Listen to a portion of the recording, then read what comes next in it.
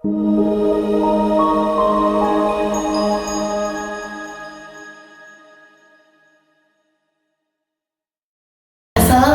warahmatullahi wabarakatuh. Halo semuanya, pada kesempatan kali ini saya akan menyampaikan materi pada kelompok 1, yaitu konsep dasar metodologi. Lalu saya akan mengambil buku metodologi studi Islam, khususnya akan membahas tentang konsep dasar studi Islam. Kedua, wahyu sebagai sumber utama. Dan yang ketiga, pendekatan dalam studi Islam. Yuk simak video ini sampai selesai ya. Pada bagian pertama, yaitu konsep dasar dan ruang lingkup studi Islam. Studi Islam merupakan disiplin ilmiah yang membahas seluruh aspek tentang Islam, mulai dari ajaran yang terdapat dalam Al-Quran dan Sunnah, sejarah perkembangan umat Islam, hingga praktik keagamaan dalam kehidupan bermasyarakat. Studi ini muncul karena umat Islam membutuhkan pemahaman yang lebih luas, tidak hanya terbatas pada akidah, ibadah, dan fikih, tetapi juga mencakup pemikiran, sosial, budaya, pendidikan, dan kemanusiaan. Ruang lingkup studi Islam mencakup dua dimensi besar. Yang pertama, Islam sebagai teks, yaitu wahyu Allah yang bersifat absolut dan menjadi pedoman hidup. Yang kedua, Islam sebagai realitas sosial, yaitu bagaimana umat Islam mempraktikkan ajaran tersebut dalam masyarakat yang berbeda-beda. Dengan memahami keduanya, pemahaman terhadap Islam menjadi lebih seimbang antara aspek normatif dan aspek empiris. Lalu, bagian yang kedua, yaitu Islam sebagai agama wahyu. Landasan agama dalam Islam adalah wahyu. Secara bahasa, wahyu berarti pemberitahuan cepat dan tersembunyi. Secara istilah, wahyu adalah petunjuk Allah kepada para nabi dan rasul mengenai akidah, hukum, dan pedoman hidup manusia. Cara penyampaian wahyu kepada nabi terjadi melalui mimpi benar, komunikasi dari balik takbir, dan perantara melalui malaikat Jibril. Menuju usia awal kematangan, tepatnya 40 tahun dalam hidupnya, Muhammad menemui kejadian yang tidak biasa. Beliau tidak tahu bahwa hal tersebut merupakan tanda-tanda nubuah atau kenabian. Di antaranya, ketika beliau sedang berjalan, ada sebuah batu yang mengucapkan salam kepadanya. Kemudian saat Muhammad tidur, seringkali terjadi ru'yah shodiqoh atau mimpi yang benar, berupa fajar subuh yang menyingsing.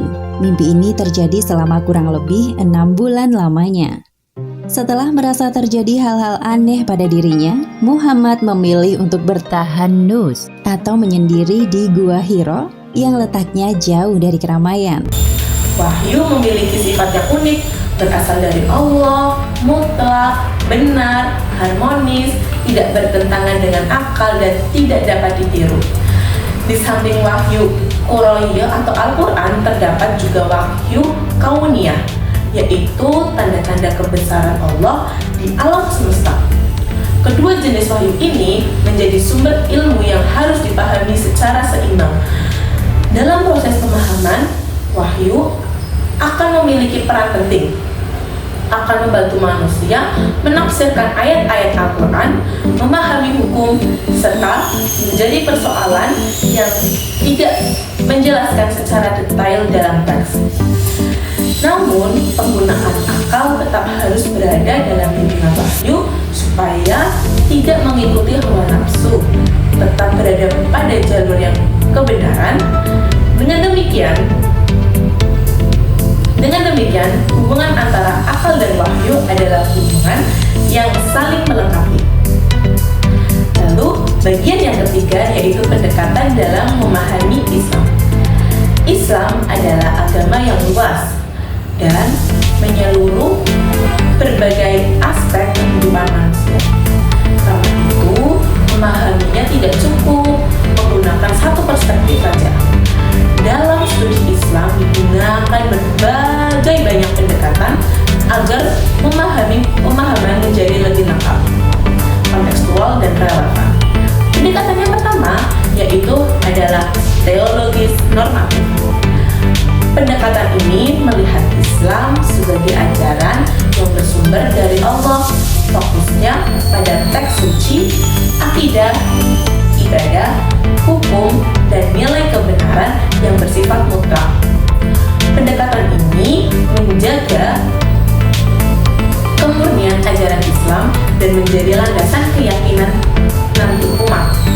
Namun, jika digunakan sendiri, ia sering memperhatikan kondisi sosial, kultural manusia. Pendekatan yang kedua yaitu pendekatan sosiologis. Pendekatan ini memandang Islam sebagai fenomena sosial. Islam dikaji melalui perilaku masyarakat, struktur sosial, tradisi, pola, interaksi, dan perubahan sosial. Pendekatan ini menjelaskan bagaimana ajaran Islam diterapkan dalam kehidupan nyata dan bagaimana masyarakat mempengaruhi praktik keamanan. Pendekatan antropologis yang ketiga yaitu pendekatan antropologis. Pendekatan ini menekankan aspek budaya, simbol, adat, dan tradisi yang mempengaruhi cara masyarakat memahami dan mengenalkan Islam. Melalui pendekatan ini, kita dapat memahami keberagaman ekspresi keagamaan berbagai daerah maupun sumber ajaran Islam.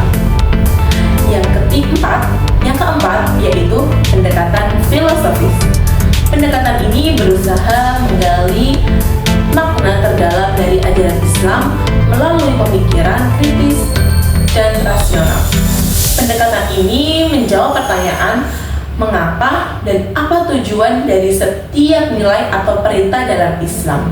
Dengan begitu, ajaran Islam dapat dilihat secara lebih universal dan relevan untuk kehidupan modern. Melalui pendekatan ini, pemahaman terhadap Islam menjadi lebih komprehensif, benar secara akidah, relevan secara sosial, selaras dengan budaya dan nasional dalam pemikiran. Ketiga bab ini saling melengkapi satu sama lain. Konsep dasar studi Islam memberi landasan tentang apa yang dipelajari, pembahasan mengenai wahyu, menegaskan sumber utama ajaran Islam. Sedangkan berbagai pendekatan studi Islam memberikan cara untuk memahami ajaran tersebut secara utuh dan sesuai konteks. Demikian materi dari saya tentang konsep dasar metodologi studi Islam, mengenai konsep dasar wahyu, mengenai berbagai pendekatan studi Islam. Semoga penjelasan apa yang saya sampaikan bermanfaat